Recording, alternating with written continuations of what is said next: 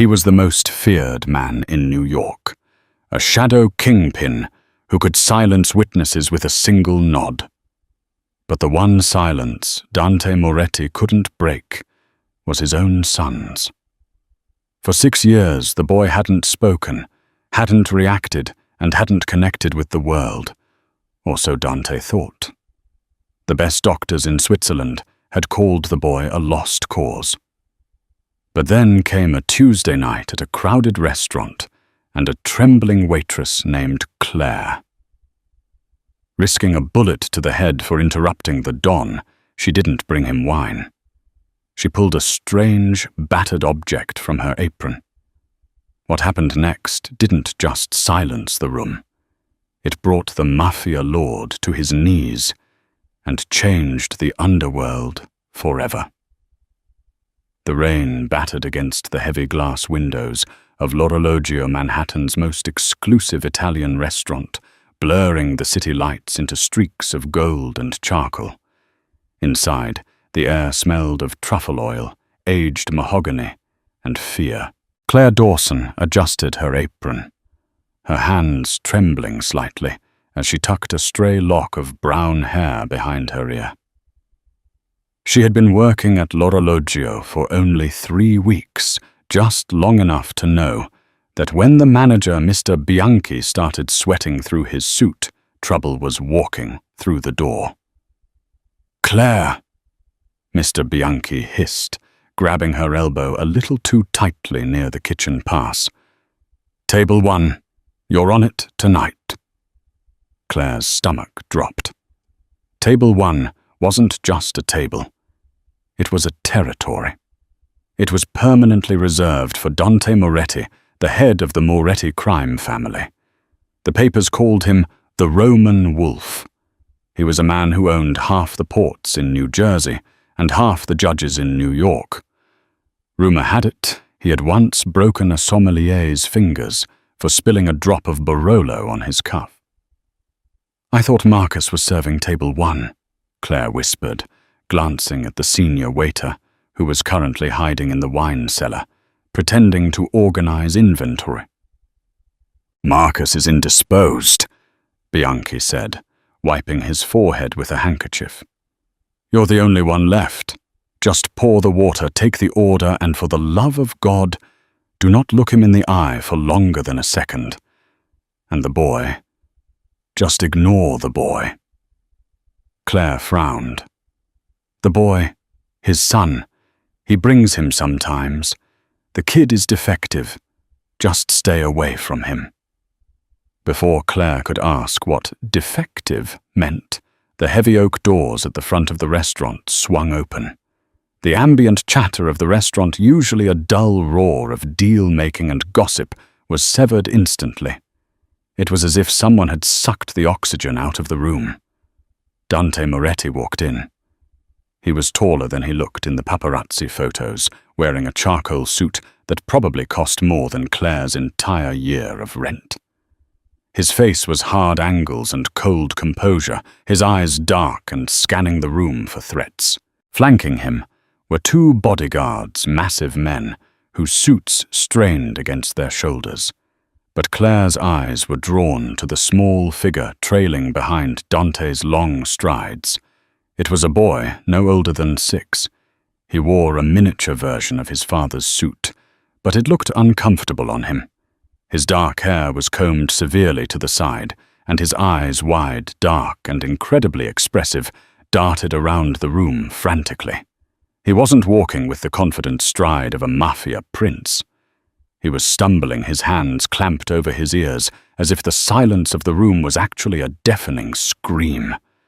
Dante reached the table and sat down, not waiting for the maitre d' to pull out his chair. The bodyguards took up positions by the entrance and the kitchen door. The boy, Leo, hesitated. "Sit," Dante said. His voice wasn't loud, but it carried a weight that made the silverware rattle. The boy didn't move. He was staring at the crystal chandelier above, mesmerized by the way the light fractured through the glass. "Leonardo," Dante said, sharper this time. He snapped his fingers near the boy's face. The boy flinched, startled, and scrambled into his chair. He looked down at the tablecloth, his small fingers picking nervously at the hem of his napkin. Claire took a deep breath, grabbed the water pitcher, and walked toward the lion's den. Just pour the water. Don't look him in the eye. She approached the table, her heart hammering against her ribs like a trapped bird. "Good evening, sir," she said, her voice steadier than she felt. "Sparkling or still?" Dante didn't look up from the menu. "Still. No ice." Claire poured the water into his glass with surgical precision. She moved to the boy's side. As she poured water into his glass, Leo didn't look at the water. He was looking at the bottom of the glass, watching the vibrations of the liquid as it hit the crystal.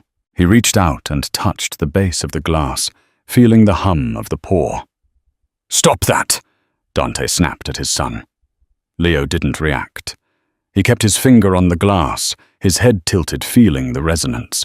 Dante reached out and gripped the boy's wrist, pulling it away. "I said, stop. Act like a Moretti, not a—" He trailed off, the insult hanging in the air, heavy and cruel. Claire froze. She knew that look in the boy's eyes. It wasn't defiance. It wasn't stupidity. It was isolation. "He likes the vibration," Claire said. The words slipped out before she could stop them. Dante's head snapped up. His eyes, cold as slate, locked onto hers. The restaurant seemed to tilt on its axis. Mr. Bianchi, watching from the corner, looked like he was about to faint. "Excuse me," Dante asked, his voice lethally quiet. "The water, sir." Claire stammered, gripping the pitcher so hard her knuckles turned white. When it hits the glass, it creates a resonance. He can feel it in his fingertips. It's soothing. Dante stared at her for a long, agonizing moment. He's not soothing himself. He's being absent-minded. My son was born deaf, Signorina. He hears nothing. He understands nothing. He lives in a world of silence because he is broken. Do not presume to tell me what he feels. Claire felt a flash of heat rise up her neck. Not fear, but anger. She looked at Leo. The boy had retreated into himself. His shoulders hunched, his eyes glazed over. He wasn't broken. She could see the intelligence burning behind those dark eyes, trapped behind a wall of silence that his father refused to learn how to climb. "My apologies, sir," Claire murmured. She finished pouring and retreated to the safety of the kitchen. "You have a death wish," Bianchi hissed at her as she pushed through the swing doors. "I told you to ignore the boy. Dante Moretti has spent millions on specialists. If he says the boy is broken, the boy is broken. You're just a waitress, Claire. Do not play doctor with the mafia." Claire leaned against the stainless steel counter, closing her eyes. She wasn't just a waitress. Not really. But in New York, nobody cared about who you used to be in Ohio, or the degree you had to abandon when your mother got sick and the debts piled up. "I'm taking their order," Claire said, pushing off the counter. "Send Marcus," Bianchi begged. "Marcus is hiding in the Chardonnay crate," Claire said. "I'm going back out." By the time the appetizers arrived, the tension at table 1 was thick enough to choke on. Dante was on his phone, barking orders in rapid-fire Italian to someone named Luca. Leo was left alone with a plate of calamari he hadn't touched. The restaurant had filled up, and the noise level had risen. For a hearing person, it was a low hum. But for Leo, Claire realized it must have been a chaotic storm of sensory input he couldn't filter. The vibration of footsteps on the wooden floor, the clinking of silverware, the heavy bass of the jazz music playing over the speakers. He could feel all of it thumping against his body, but he had no context for it. Claire watched from the service station. She saw Leo starting to rock back and forth in his chair. It was a subtle movement at first, rhythmic and soothing. Dante hung up the phone and saw the rocking. He slammed his hand on the table. The silverware jumped. "Leonardo, enough!" Dante shouted. The restaurant went quiet again. People stared. Leo didn't hear the shout, but he saw the anger in his father's face and felt the violent slam on the table. The boy panicked. He didn't know why his father was angry. He had just been trying to calm the noise in his body. Leo stood up on his chair, letting out a guttural, high-pitched cry, the sound of a deaf child who cannot self-regulate the volume of his own voice. It was a sound of pure frustration. "Sit down." Dante stood up, his face flushing with embarrassment and rage. He grabbed Leo's arm. Leo yanked back, knocking over his water glass. The crystal shattered on the floor. The sound of breaking glass was the final straw. Dante Moretti looked like he was about to strike the boy, not out of malice, perhaps, but out of a desperate, aggressive helplessness. He raised his hand. "Don't you dare!" The shout didn't come from a bodyguard. It came from Claire. She rushed across the dining room, ignoring the gasps of the other patrons. She stepped right between the Mafia Don and his son. Dante froze his hand raised. He looked at Claire as if she were an alien species. "Move," he growled, "before I have you removed permanently." "He's not being naughty," Claire said, her voice shaking, but her feet planted firmly. "He's overstimulated. He can't hear the music, but he can feel the bass in the floorboards, and it's scaring him. Look at him." Dante looked at his son. Leo was hyperventilating, tears streaming down his face, clutching his chest. "He's defective," Dante spat, though his voice wavered slightly. "He needs discipline." "He needs to know you're there," Claire snapped. She turned her back on the most dangerous man in New York and knelt down in front of the sobbing boy. She didn't try to hug him or restrain him. She reached into the front pocket of her apron. Every bodyguard in the room, tensed hands going to the holsters inside their jackets. Bianchi shrieked from the back. "Claire, no." If she pulled out a weapon, she would be dead before she hit the floor. But Claire didn't pull out a gun. She pulled out a small velvet drawstring pouch. She opened it quickly and removed a strange silver object. It looked like a two-pronged fork made of heavy surgical steel. A tuning fork, specifically a weighted medical-grade tuning fork used for bone conduction testing. Dante watched, confused, his hand hovering near his jacket. "What is that?" Claire ignored him. She struck the tuning fork hard against the heel of her boot. The metal prongs blurred with vibration.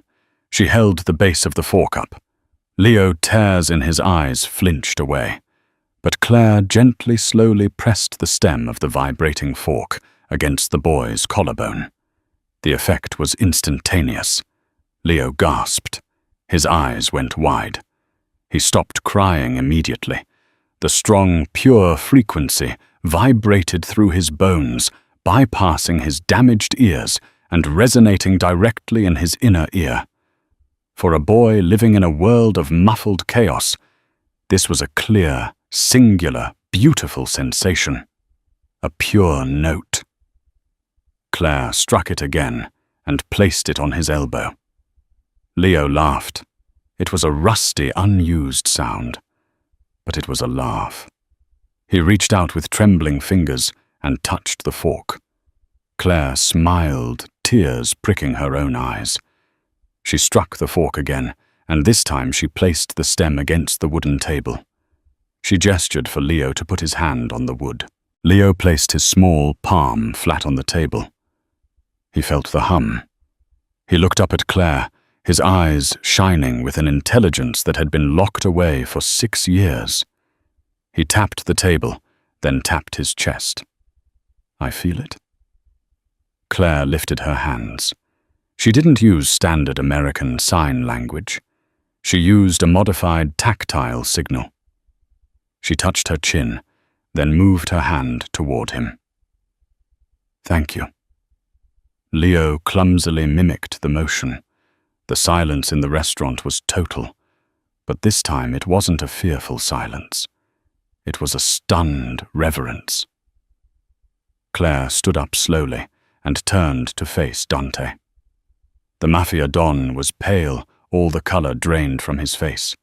He was staring at his son, who was now calmly tracing the patterns of the wood grain, waiting for the next vibration. "He's not broken, Mr. Moretti," Claire said softly. "He just has a different way of touching the world. You've been trying to force sound into his ears. You should have been putting it in his hands." Dante looked from the boy to the cheap silver fork in Claire's hand. He looked at Claire, really looked at her for the first time. He didn't see a waitress anymore. "Who are you?" Dante whispered. "I'm just the waitress," Claire said, putting the tuning fork back in her pouch. "And I think table 1 needs a new glass of water." She turned to walk away, but she didn't get it far. "Wait." Dante's voice wasn't a bark this time. It was a plea. "My son!"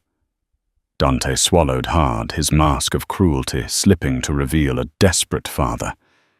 He smiled. He hasn't smiled in 2 years. Claire turned back. "He's a bright kid, Mr. Moretti. He's starving for input.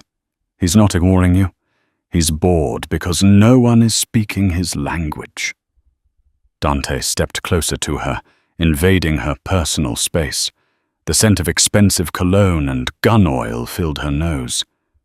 "And you speak his language. I used to study audiology," Claire said, clutching her tray. Well before life happened. I carry the fork because my little brother was deaf. It used to calm him down when the world got too loud." Dante stared at her for a long time. The gears in his head were turning, calculating, assessing. The danger in the room hadn't vanished, but it had shifted. He reached into his jacket pocket. The bodyguards flinched. Claire held her breath. He pulled out a business card. It was black with nothing but a phone number embossed in gold. "You finish your shift," Dante said. "Then you walk out that door. There will be a car waiting for you." "Sir, I have a job," Claire said, terrified. "I can't just—" "You had a job serving pasta to tourists," Dante interrupted. He glanced back at his son, who was now tapping the table rhythmically, looking peaceful. "Now you have a job saving my son.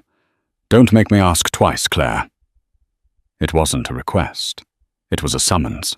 As Dante sat back down, picking up the menu with a trembling hand, Claire knew her life as she knew it was over. She had just walked into the lion's den, pulled a thorn from the paw of the cub, and now the lion wasn't going to let her leave. The alley behind l'Orologio smelled of stale rain and garbage, a stark contrast to the truffle oil scent inside.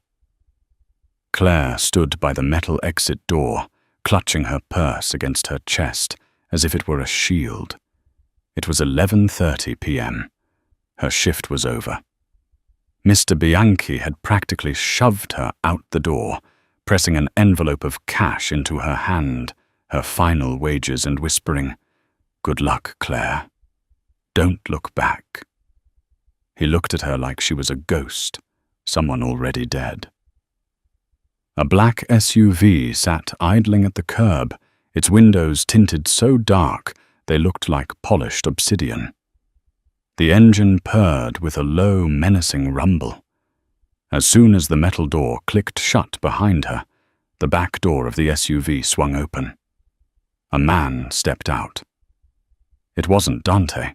It was one of the giants who had guarded the door, a man with a scar running through his left eyebrow and a neck as thick as a tree trunk. "Miss Dawson," the man said. His voice was gravel. "Mr. Moretti is waiting." "I need to go home first," Claire stammered. "I have a cat. I have rent to pay.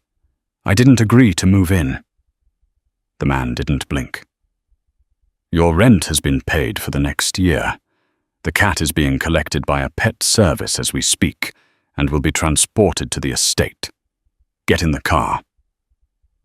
Claire's blood ran cold. They knew where she lived. In the 2 hours since Dante had left the restaurant, they had found her apartment, paid her landlord, and kidnapped her cat. This wasn't a job offer. It was an acquisition. She got in the car. The interior smelled of leather and ozone. Dante Moretti was sitting on the other side of the back seat, reading a file on a tablet. He didn't look up as she slid in, trembling. The door slammed shut, sealing her in a soundproof capsule with the most dangerous man on the East Coast. The car pulled away, merging seamlessly into the late-night Manhattan traffic. "You audited classes at Columbia University for 2 years, Dante said, swiping a finger across his tablet. "Advanced audiology, speech pathology. You dropped out 3 years ago when your mother, Sarah Dawson, was diagnosed with stage 4 pancreatic cancer. She died 6 months later.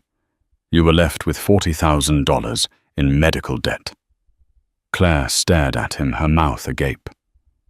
"How do you know that?" Dante finally looked at her. The streetlights outside cast rhythmic shadows across his sharp jawline. "I know everything about the people I let near my son. You're clean, no police record, no drug habits, just poor and desperate." "I'm not desperate," Claire said, finding a sudden spark of courage. "I'm hard-working." "Same thing in this city," Dante countered dryly. He tapped the partition glass, and the driver sped up, heading toward the George Washington Bridge. "My son Leonardo. The doctors in Zurich said his auditory nerve is completely severed. He has 0 hearing. They suggested a cochlear implant, but the surgery carries a risk of facial paralysis, and the success rate for his specific condition is low. I refuse to let them cut into his head." "That was a valid choice," Claire said, her professional instincts kicking in, despite her fear. "Implants aren't a cure. They're a tool. If he's not a candidate, forcing it could traumatize him." Dante's eyes narrowed. "Everyone else told me I was denying him a normal life. They told me I was being stubborn. Normal is overrated, Mr. Moretti. You don't need to fix him. You need to reach him." Dante fell silent, staring out the window at the dark Hudson River passing below. For a moment, the mask of the ruthless Don slipped, revealing a man who was simply tired. His mother. She died when he was born. Complications. Claire softened. "I'm sorry." "She was a pianist," Dante said, his voice barely a whisper. "She loved music. It feels like a cruel joke from God, that her son lives in silence." The vulnerability vanished as quickly as it appeared. Dante straightened his tie, the steel returning to his spine. "You will live at the estate. You will be his governess. You will teach him how to communicate. You will teach me how to communicate with him. In exchange, your debt is erased. You will receive $10,000 a month, and you will sign a non-disclosure agreement that says if you speak about my business, my home, or my associates to anyone, well, you won't be speaking again." Claire swallowed hard. The money was life-changing. It was freedom from the crushing weight of debt she'd been carrying for years. But the cost was her freedom. "And if I say no?" Claire asked. Dante turned to her, his dark eyes unreadable. "We are already crossing the bridge, Claire. You're already in." The car sped into the night, leaving the lights of the city behind, as they headed toward the dark wooded cliffs of the Palisades. The Moretti estate wasn't a house. It was a fortress disguised as a mansion. High stone walls topped with iron spikes surrounded the property. Cameras swiveled on every corner. The gates opened with a heavy mechanical groan as the SUV rolled up the long, winding driveway. The house itself was a sprawling Gothic revival structure, all grey stone and pointed arches. It looked beautiful, imposing and utterly cold. Claire was shown to her room by a housekeeper named Eleanor, a stern woman in her 60s who looked at Claire with a mixture of pity and suspicion. The room was luxurious, king-sized bed silk sheets, a private balcony, but Claire barely noticed. Her mind was on the boy. "Where is he?" Claire asked Elena, as the woman put down a stack of fresh towels. "Master Leonardo is in the nursery." "West Wing," Elena clipped. "The boss said you start tomorrow." "I start now," Claire said. She didn't know where the confidence came from, perhaps from the adrenaline still pumping through her veins. She grabbed her bag, which contained the tuning fork, and walked out of the room. She found the nursery by following the silence. The rest of the house had the subtle sounds of security guards walking, radios crackling and distant phones ringing. But the West Wing was dead quiet. Claire pushed open the heavy oak door. The room was massive. It was filled with the most expensive toys money could buy. An electric train set circled the room.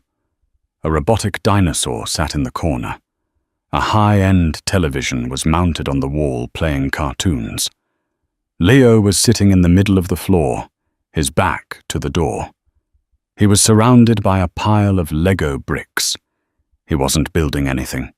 He was just clicking 2 bricks together over and over again. Click, click, click. He was feeling the snap in his fingers. Claire stepped inside and closed the door. The vibration of the door latching made Leo pause. He didn't turn around, but he stiffened. He knew someone was there. Claire took off her shoes. She wanted to feel the vibrations of the floor just like him. She walked in her socks, stepping heavily. Thump, thump, thump. Leo turned around. His eyes went wide when he saw her. He recognized her, the lady with the magic metal stick. Claire smiled and sat down on the floor, cross-legged about 5 feet away from him.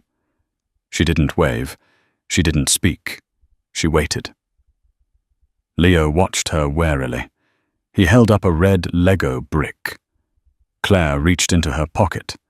She didn't take out the tuning fork this time. She took out a small rubber balloon she had grabbed from a party supply bag left in the kitchen area of the restaurant before she left. She blew it up, tying it off. She held the balloon out to Leo. He looked confused. Claire placed the balloon on the floor and tapped it with her finger. It bounced. Then she pulled her phone out of her pocket, turned the music volume to maximum, and placed the phone against the balloon. She played a song with heavy bass, some old hip-hop track. She gestured for Leo to touch the balloon. Leo crawled forward, hesitant. He reached out and placed his fingertips on the taut rubber surface of the balloon. His face transformed. The balloon acted as an amplifier for the vibrations. He could feel the beat, the rhythm, the complex patterns of the bass line vibrating against his skin in high definition. It was better than the floor. It was concentrated sound. A smile broke across his face, a genuine toothy grin that lit up the gloomy room. He looked at Claire and laughed a high, breathless sound. Claire tapped her chest. Feel. Leo tapped his chest. Feel. What are you doing? The voice came from the doorway. Claire jumped and Leo flinched, losing contact with the balloon. Dante was standing there. He had discarded his suit jacket and rolled up his white sleeves, revealing forearms corded with muscle and ink. He was holding a glass of amber liquid. He looked exhausted, leaning against the doorframe, as if the weight of his empire was crushing him. "I'm showing him music," Claire said, keeping her voice low, though she knew Leo couldn't hear. "He can't hear the melody, but he can feel the rhythm. The balloon amplifies the vibration." Dante walked into the room. He looked at his son, who was now hugging the balloon to his chest, closing his eyes and swaying to the beat, vibrating through the rubber. "I bought him a Steinway piano," Dante said, gesturing to a covered shape in the corner. "I bought him speakers that cost $50,000, and you make him happy with a 10-cent piece of rubber." "Money doesn't buy physics, Mr. Moretti," Claire said softly. "You've been trying to give him the best, but he just needs the tactile. He needs to touch the sound." Dante walked over and sat down on the floor. It was a jarring sight, the Don of New York sitting on a rug in his sock's glass of whiskey in hand. "Show me," Dante said. Claire handed the balloon to Dante. "Hold it. Close your eyes." Dante hesitated, looking at the balloon like it was a bomb. But he did it. He closed his eyes and held the rubber sphere. Claire turned the volume up on her phone. Dante sat there for a moment, feeling the thrumming beat against his palms. He opened his eyes and looked at Leo. Leo was watching his father with intense curiosity. Slowly, Dante extended the balloon toward his son. Leo reached out. They both held the balloon, the vibration passing between their hands, connecting them through the rhythm. For the first time in 6 years, they were sharing an experience. Leo looked up at Dante's face. He reached out a small hand and touched Dante's beard. Dante froze. He stopped breathing. Leo had never initiated physical contact like that. "He's curious," Claire whispered. "The vibration makes him feel safe. When he feels safe, he explores." Dante turned his gaze to Claire.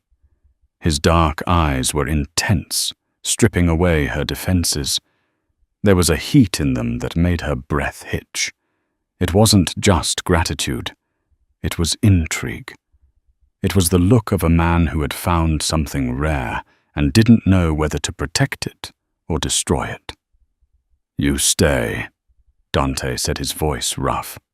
"Whatever you need, whatever equipment, whatever balloons, you buy it. You fix this." "I can't fix his ears, Dante," Claire said, using his first name without thinking. "I don't care about his ears anymore," Dante murmured, watching his son. "Fix the bridge between us." Suddenly, the moment was shattered. A man appeared at the door, Luca the driver. He looked tense, his hand hovering near his waist. "Boss," Luca said, his voice sharp. "We have a problem at the docks. The Russians, they intercepted the shipment." The father vanished. The Don returned instantly. Dante's face hardened into a mask of stone. He stood up, the warmth evaporating from the room. "Stay here," Dante commanded Claire, his voice icy. "Do not leave this room. Do not open the door for anyone but me or Luca." "Is everything okay?" Claire asked, clutching the phone. "No," Dante said, checking the magazine of a pistol he pulled from a holster at the small of his back. "Welcome to the family, Claire." He turned and strode out, leaving Claire alone in the nursery, with a deaf child, a vibrating balloon, and the sudden terrifying realization that the walls of this fortress were not built to keep people out. They were built to keep the war from getting in. And she was now on the inside. 3 in the morning, the time when the world is stripped of its pretenses and left raw.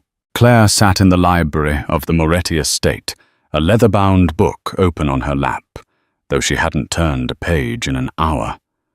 The house was silent, but it wasn't the peaceful silence of a sleeping home. It was the tense, holding its breath silence of a bunker, waiting for the bomb to drop. Leo was asleep in the West Wing, clutching his vibrating balloon.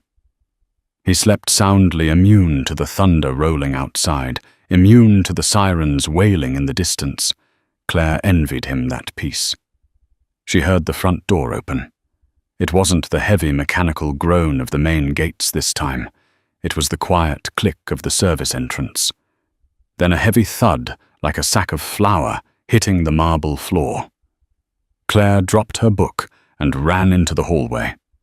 Dante Moretti was leaning against the wall, his face grey, his breath coming in ragged, wet gasps.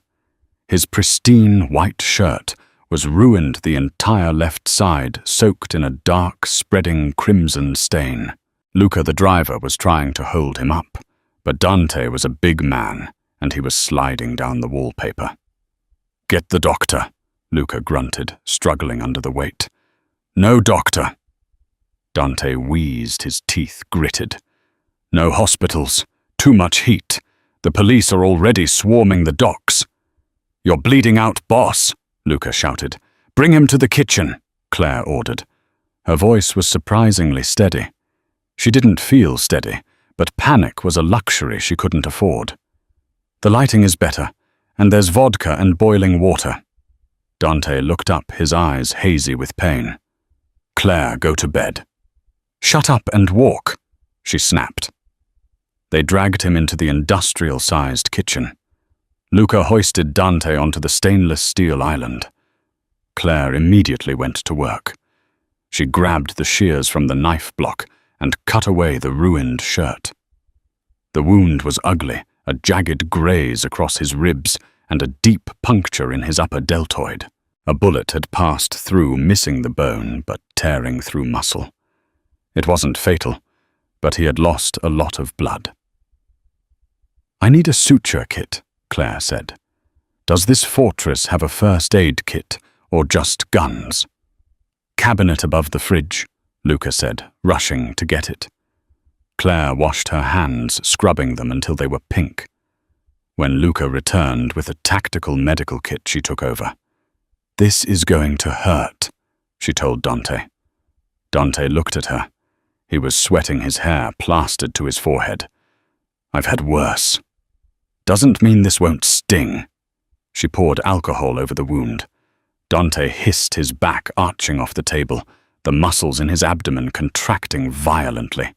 He didn't scream, but the sound he made was a guttural growl of agony. Claire didn't flinch. She threaded the needle. For the next 20 minutes, the only sounds in the kitchen were the storm outside and the snip of scissors. Claire stitched him up with the precision she had learned while taking care of her mother's post-surgical wounds.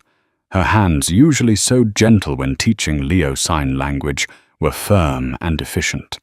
When she tied the final knot and taped the gauze down, Dante slumped back, exhausted. Luca had stepped out to handle security, leaving them alone in the harsh fluorescent light. "You have good hands," Dante murmured, his eyes closed. "I learned from necessity," Claire said, wiping the blood from her fingers with a wet towel. "My mother had drains that needed changing. You learn fast when the person you love is in pain." Dante opened his eyes. They were dark, dilated, and fixed on her. "You think I'm a monster, don't you? Coming home at 3 a.m. with bullet holes in me." "I think you're a man in a dangerous line of work," Claire said diplomatically. She poured him a glass of water. "Drink." He ignored the water. He reached out and grabbed her hand. His grip was weak, but his skin was burning hot. "The Russians, they weren't just stealing cargo. They were mocking me. They said a man who can't raise a son can't run a city." Claire felt a chill run down her spine. "They know about Leo." "Everyone knows," Dante whispered.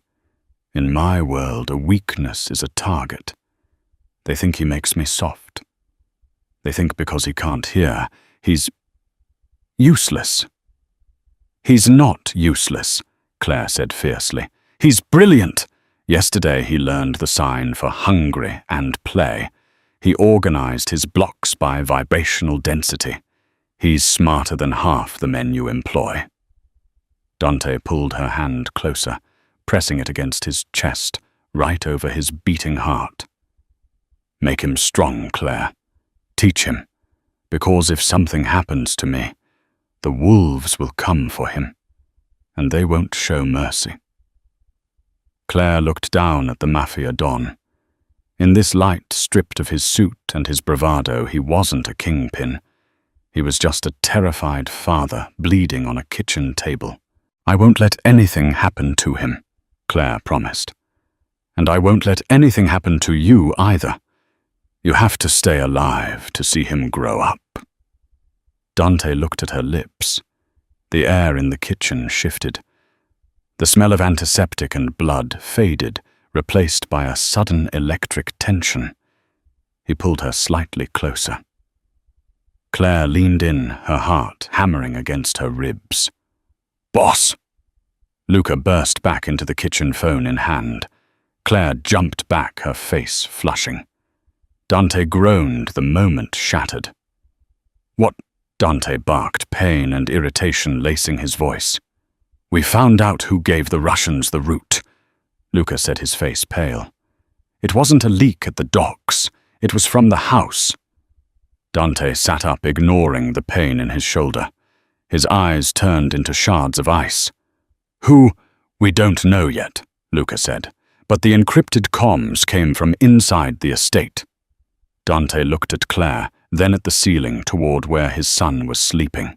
The enemy wasn't just at the gates anymore. The enemy was in the living room. 2 weeks had passed since the shooting. Dante had healed with a supernatural speed, his shoulder stiff but functional. The atmosphere in the house, however, had not healed. It had festered. Security was tripled. Every member of the staff was vetted, re-vetted, and watched. Dante trusted no one, except seemingly Claire. Claire had become the center of Leo's world. The progress was staggering. She had introduced him to American Sign Language ASL, but with a twist she taught him to feel the signs on her hands first, then perform them. They had a vocabulary of 50 words now. Father, Claire signed, tapping her thumb to her forehead. Leo mimicked her. Father. Home. She signed, bringing her fingers together near her chin. Home. Dante watched from the doorway of the nursery. He hadn't entered yet. He just watched a strange expression on his face, half pride, half sorrow. He felt like an outsider, looking in on a secret society of two. He's asking for you, Claire said, not turning around. She had learned to sense Dante's presence. The air always seemed to get heavier when he was near. Dante walked in. He keeps signing man. He points at the door. Claire gestured to Leo.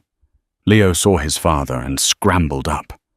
He ran to Dante, not with the fear he used to have, but with excitement. He grabbed Dante's hand and placed it on his own throat. Then Leo made a low humming sound. He wanted Dante to feel the vibration of his voice. Dante knelt, placing his large, rough hand on the boy's small throat. He felt the hum. A lump formed in Dante's throat. I promised him an outing, Dante said, looking up at Claire. He's been locked in this house for months. I secured the botanical gardens in the Bronx, just for an hour. Private access, no public. Is it safe? Claire asked, her brow furrowing. I have 20 men sweeping the perimeter. It's safer than the White House. The Bronx Botanical Gardens were a lush explosion of green and violet, a stark contrast to the grey stone of the Moretti estate. The entire conservatory had been rented out. It was empty save for the Moretti security team, posted at every exit and hidden in the ferns. Leo was in heaven. For a deaf child, the visual stimulation was paradise. He ran from flower to flower, touching the petals, smelling the orchids, his eyes wide with wonder. Dante walked beside Claire, his hands clasped behind his back, his eyes scanning the tree line, never resting. "He looks normal," Dante said softly, "like a normal boy." "He is normal, Dante," Claire corrected him. "He's just louder with his eyes." Dante stopped walking. He turned to Claire. They were standing under the glass dome of the palm house. "You've changed everything, Claire. You saved him. You might have saved me too." He reached out and tucked a strand of hair behind her ear. His fingers lingered on her cheek. It was a tender gesture, shocking, coming from a man who broke fingers for a living. "Dante," Claire breathed, leaning into his touch. Leo was a few yards away, staring at a large reflective glass pane that separated the tropical room from the desert room. He was tapping the glass, watching his reflection. Suddenly, Leo stopped tapping. He frowned. He pressed his face against the glass. He saw something. In the reflection of the glass behind a dense cluster of cacti in the adjacent room, Leo saw a flash, a tiny rhythmic sparkle of light, like a star winking. Leo didn't know what a sniper scope looked like, but he knew vibration, and he knew light. He turned around and waved his arms frantically at Claire. He signed the word Claire had taught him for bad. Then he pointed at the glass. Claire looked. She followed his finger. She saw the glint. "Dante, get down." Claire didn't think. She didn't calculate. She threw herself to the left, tackling Leo to the ground, shielding his small body with her own. Crack! The sound of the high-powered rifle shot shattered the tranquility of the garden. The glass pane next to Dante's head exploded into 1,000,000 diamonds. If Claire hadn't screamed, if Dante hadn't flinched toward her voice, his brains would have been painting the orchids. "Sniper!" Dante roared, pulling his gun before the glass even hit the floor. Chaos erupted.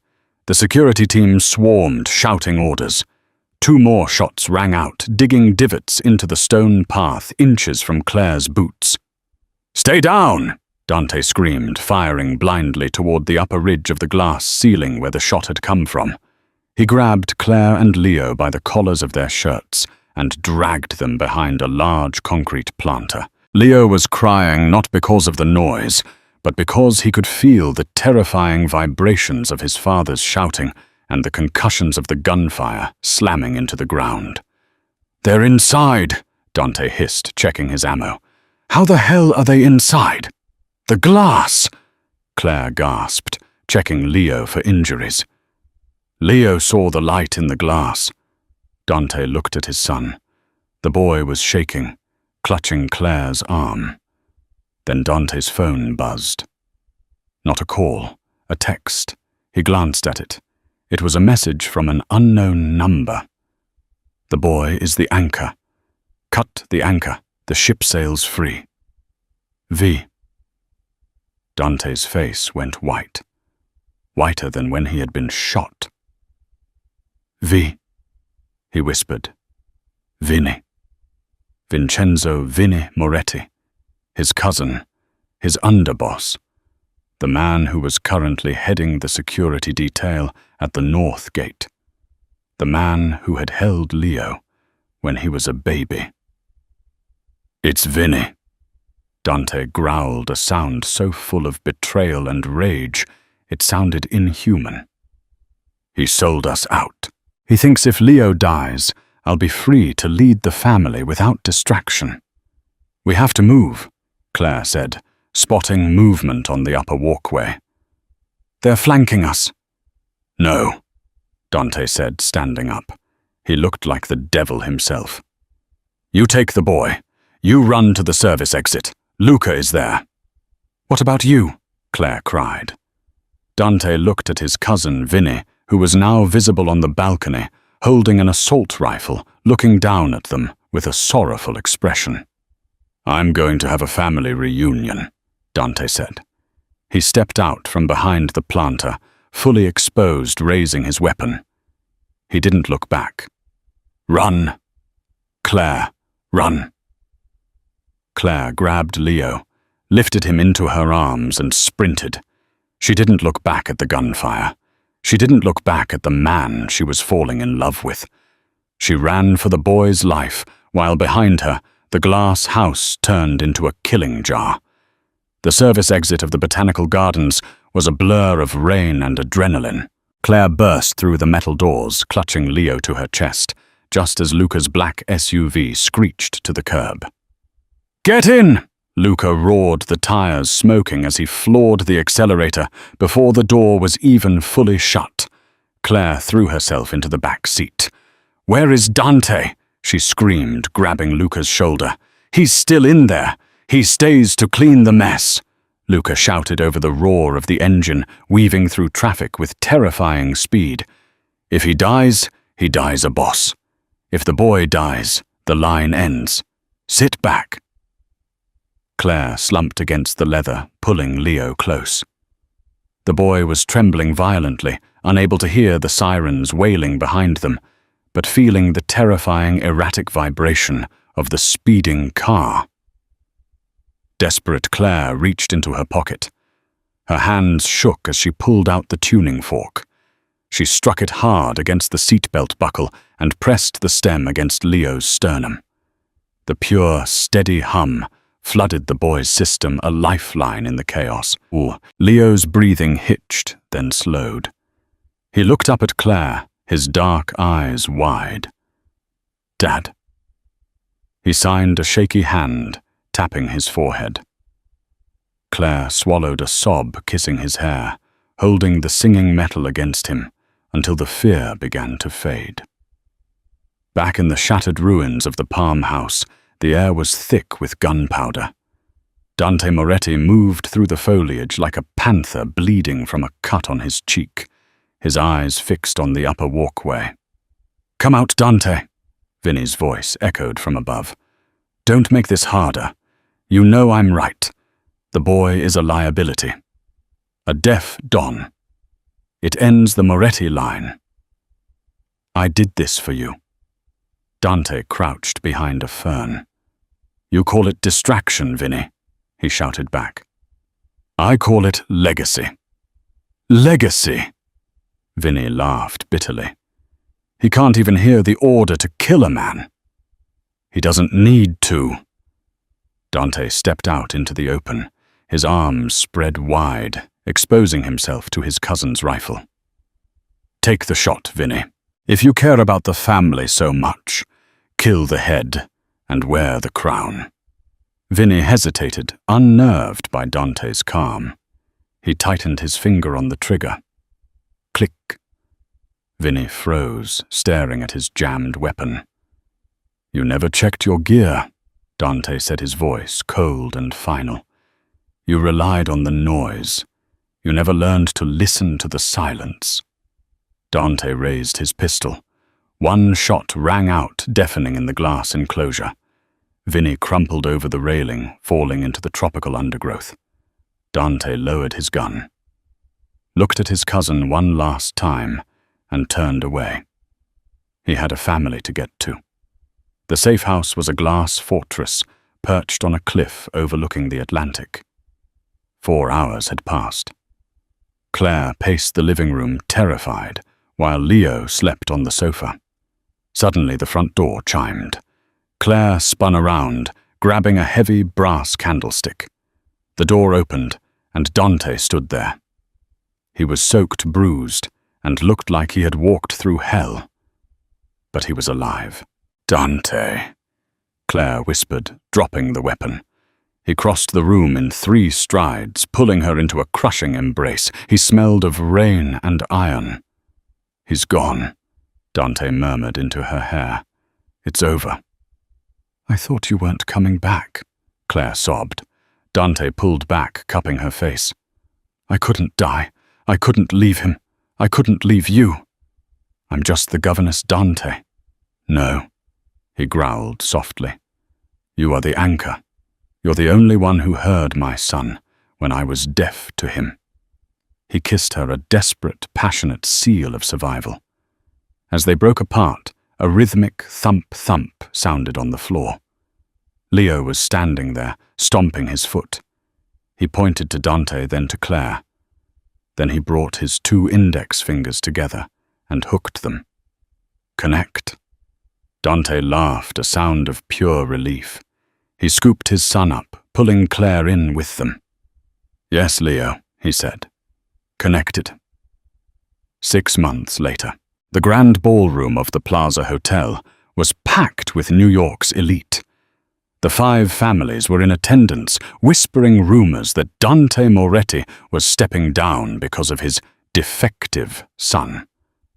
Dante stood at the podium looking impeccable. Many of you ask about the future of the Moretti family, he announced. You ask about my legacy. I invite you to meet him. Leo walked out. He was 7 now, wearing a tuxedo. He walked confidently to a grand Steinway piano at the center of the stage. The room went silent. A deaf boy playing piano, Leo sat down. He placed his bare feet on the pedals to feel the reverb. He placed his hands on the keys and closed his eyes. He began to play. It wasn't Mozart. It was raw, percussive, and haunting.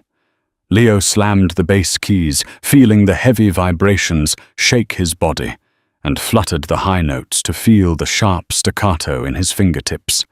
He was playing the vibration of the storm, the tuning fork, and his father's heartbeat. The room was spellbound. As Leo struck the final chord, letting the vibration fade, he stood up and turned to the crowd. The room erupted. Men who had killed for money were wiping their tears, giving a standing ovation.